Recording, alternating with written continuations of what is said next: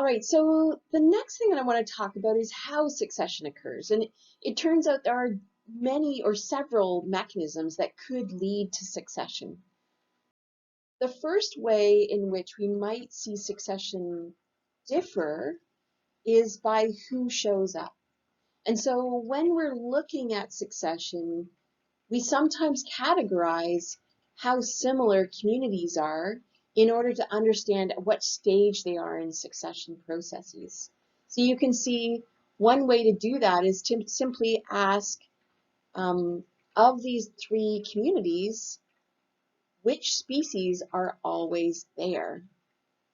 So there aren't any that appear in all three communities, but you can see that community A and B share 3 species.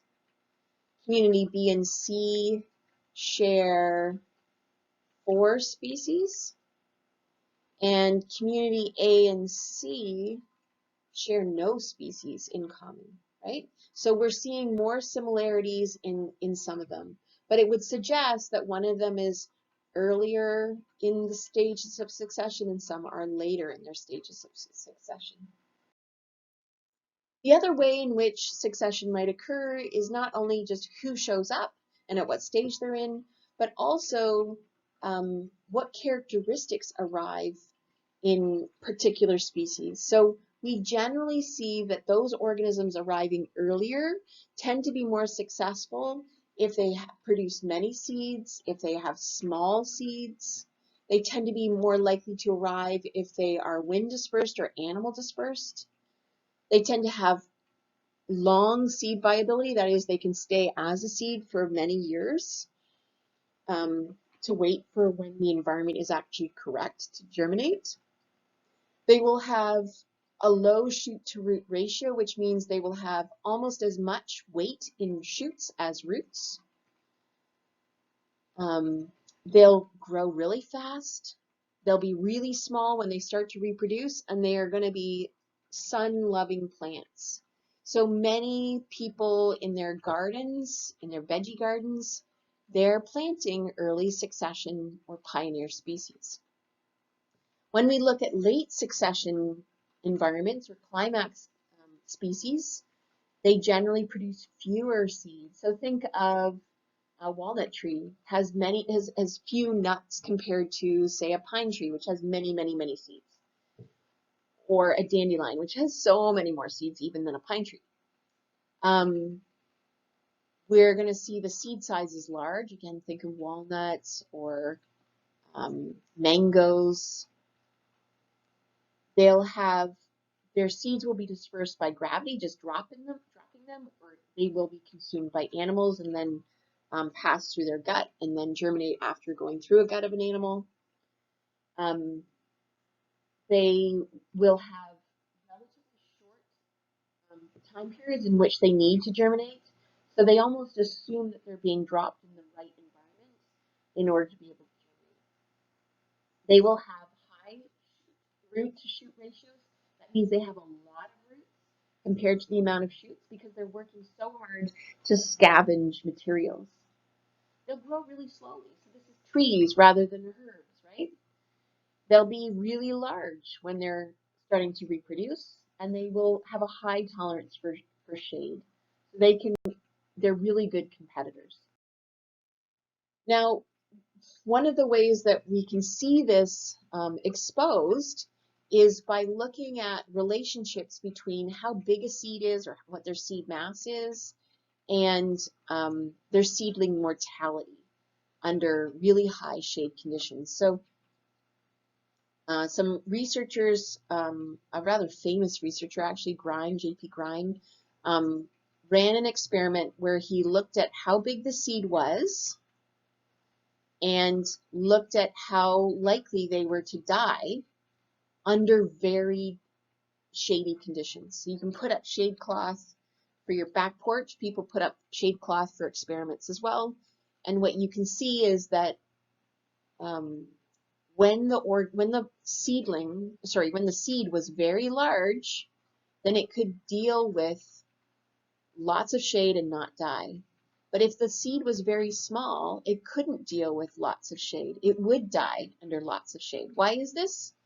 Well, remember what a seed is from botany. A seed is full of nourishment to help that seedling grow large enough to start photosynthesizing on its own. A larger seed will have more nourishment and therefore can handle longer periods without full sun and therefore get through more time before succumbing to competition. Succession may also occur through species interactions, and we started to talk about some of this where, we're talking about dispersal. Well, dispersal is a form of facilitation, which is a mechanism of succession in which the presence of one species increases the probability that a second species can become established. We'll talk about that a little bit more in this video as well.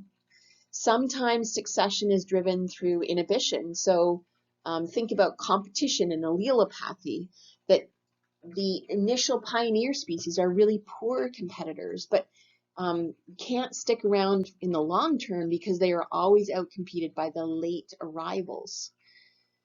We also may see succession driven by who arrives first. Sometimes we see different patterns of succession depending on which species arrives at a site first, and therefore drives who can colonize other species. If fish arrive before amphibians, it's going to be very hard for amphibians to colonize because fish regularly eat tadpoles, right? But if frogs arrive first and are able to establish, there's a better chance that they may be able to persist even if fish arrive second. And there may be also some processes where tolerance drives succession, where the probability that a species becomes established depends on its dispersal ability and its ability to persist under the physical conditions of the environment. So think about a sunflower seed arriving on a volcanic lava bed. It's not going to survive because it has no tolerance for an absence of soil, whereas moss spores can choose to germinate only when there's water, and then they don't actually require substrate like soil. They only require to attach to a physical surface, but they don't have roots that need to grow under the water. Mosses also have that ability to completely desiccate and then rehydrate, whereas sunflowers cannot, right? So tolerance is another mechanism that will determine how succession goes. Now, there have been some tests of these succession mechanisms in a variety of contexts. I want to show you one in an intertidal community. And so what we see here is a scientist trying to explain which mechanisms supported succession in this rocky intertidal community. And what we're seeing are two graphs. In the top, we're seeing the domination or degree of domination of 3 different organisms. After the researchers had gone in and scraped the rocks. So the researchers went in, scraped the rocks, there's nothing here, right? They scraped them and then they watched to see who arrived. So you can see that the little brown barnacle and the acorn barnacle both arrived relatively early on. The little brown barnacle went gangbusters. It grew a lot. It was the most common thing for more than a year. But once the macroalgae arrived and started to become more than, 10% of the cover, we can see that the little brown barnacle started to disappear. Not only did the little brown barnacle start to disappear, but the acorn barnacle started to increase in its cover so that it became almost, not quite, but almost 75% of the rock cover. Now, they tried to test this to try and understand what happened. And so what they did was they then looked at algae density through that same time period. And what you can see is that After they scraped the rock surface, sometimes they added acorn barnacle shells. Okay, so this guy, but just dead ones. And you could see that just the presence of the shell had no impact.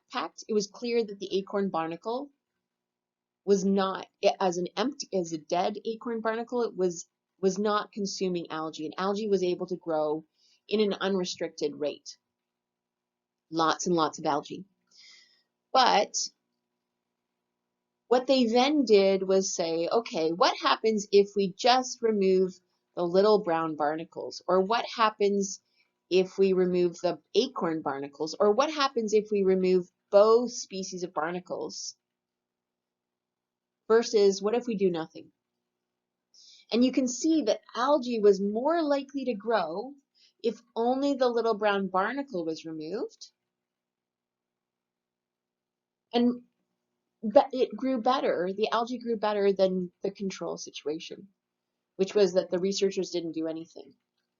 But if they removed the acorn barnacle, the algae grew relatively poorly. Same with if they removed both species of barnacle, the algae grew relatively poorly without any addition of acorn barnacle shells.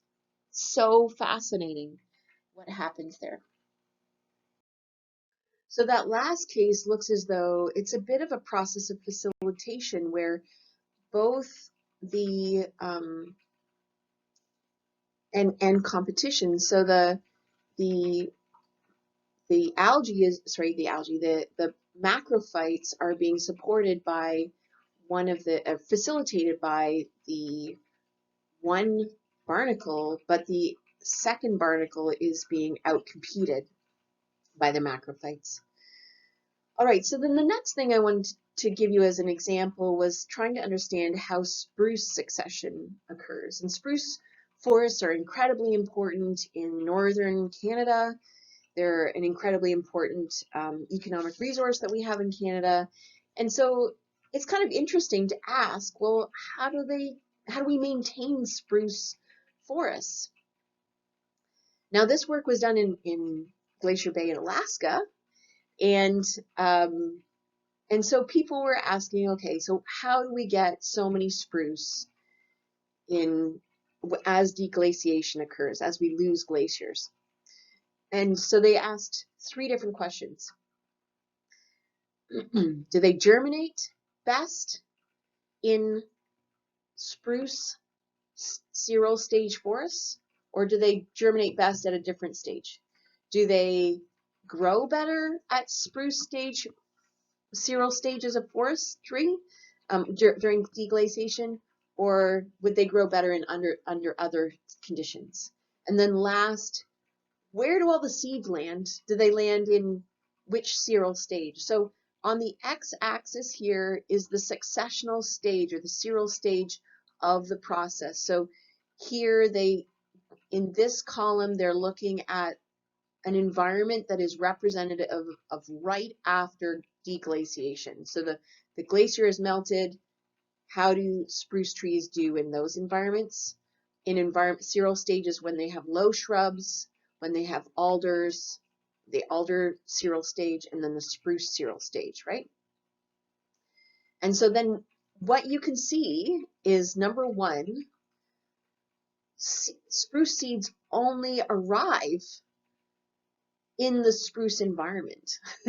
That's the number 1 first thing. You're not seeing a lot of spruce seeds, which have these Samara-like wings, so they could fly. They don't seem to fly into alder seral stage locations or low shrub seral stage locations or pioneer locations. They're just not arriving, right?